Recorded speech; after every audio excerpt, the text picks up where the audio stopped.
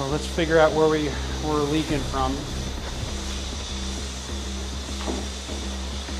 I actually like to stick my flashlight inside. It kind of reflects that water so it shows a little bit better in my picture as well. So there's our leak at the connection. I don't know if you can see it there. It's leaking at the connection to the stop. Got a nice drip. Oh, I caught it. And then go ahead and show the evidence of the drip there.